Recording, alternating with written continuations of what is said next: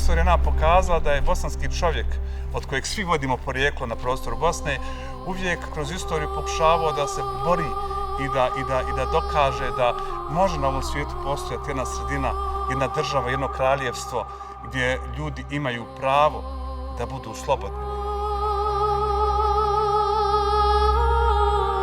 Na kraju krajeva čovjek koji je ovaj dvorac sagradio je upravo bio simbol te slobode, jer herceg Stjepan Kosača je bio jedan od primjera tog bosanskog načina života.